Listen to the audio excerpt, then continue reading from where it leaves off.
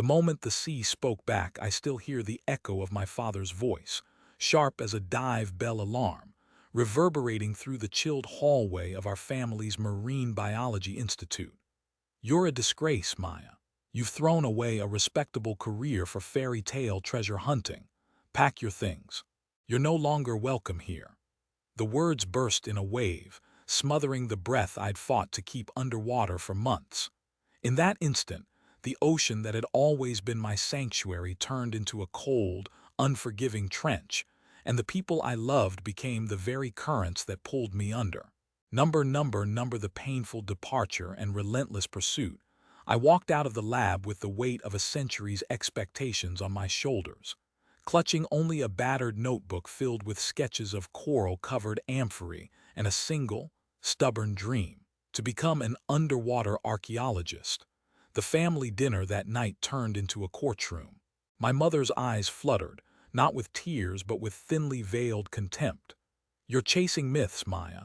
You'll waste your life on sand and seaweed while we build real science." My sister's laughter cracked the glass of my resolve. "Good luck finding Atlantis, sis. Maybe you'll finally prove we were right to keep you out." Their derision was a tidal force, but it forged a fire in my chest. I sold my old scuba gear, bought a second-hand submersible, and took a job as a deckhand on a research vessel that barely scraped the surface of the Pacific. Each sunrise found me prepping dive lines. Each night I pored over antiquity journals by the dim glow of a lantern, mapping shipwrecks that no one else cared to acknowledge. I was ridiculed as a treasure hunter, a phrase that clung to me like barnacles. Yet every plunge into the abyss taught me the language of the deep, the whisper of silt, the chorus of distant whale songs, the glint of ancient metal hidden beneath centuries of kelp. I learned to read the silent currents as a historian reads a manuscript, patiently, reverently, refusing to let the past stay buried.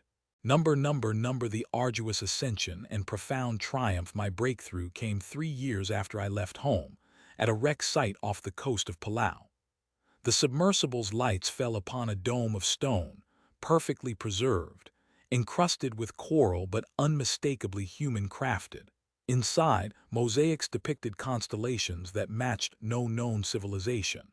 My heart hammered like a scuba tank about to burst.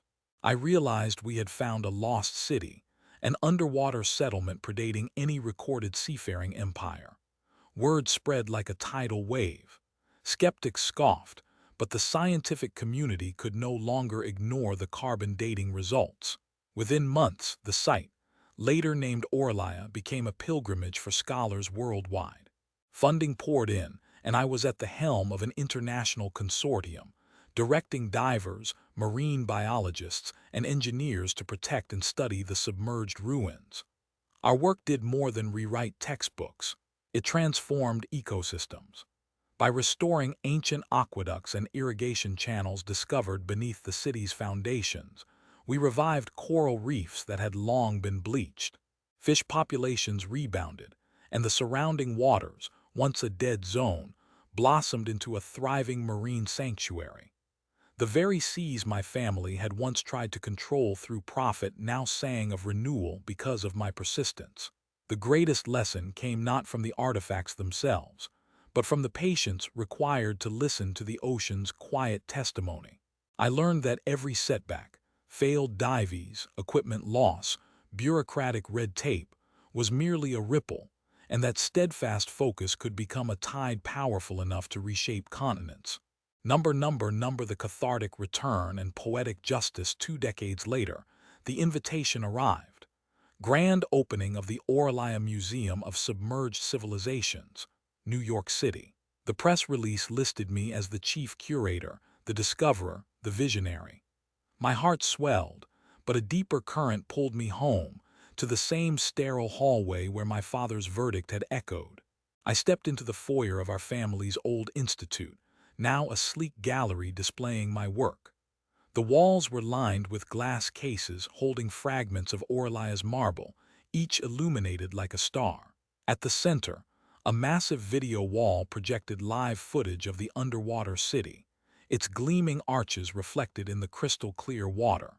My parents stood near the entrance, older, their faces softened by time but still etched with the lines of their former doubts. My mother's hand trembled as she reached for a piece of a ceramic pot, her eyes welling with a quiet awe. My father, the stern patriarch who had once expelled me, stared at the screen where divers swam through a grand colonnade, their torches revealing hieroglyphs that spoke of trade routes linking continents. He turned to me, voice hoarse. "Maya, you were right about the sea. I never imagined," he swallowed, the words breaking like surf on a reef. My sister, now a senior researcher in the institute, placed a tentative hand on my shoulder, her smile a fragile bridge across years of silence. Then the lights dimmed, and the projector shifted to a live feed from the sanctuary we'd built. Schools of pufferfish glided past a restored stone arch, coral polyps pulsed in unison, and a lone sea turtle, its shell etched with ancient symbols, swam gracefully through the ruins. The audience gasped, and a hush fell over the room. In that moment, the ocean itself seemed to rise, its currents carrying a message louder than any accusation. We are not defined by the doubts of others, but by the depths we dare to explore. The room erupted in applause, not just for the discovery, but for the perseverance that turned ridicule into revelation. My father approached, eyes brimming, and placed a hand, steady now, on the ancient stone. "You taught us humility, Maya," he whispered.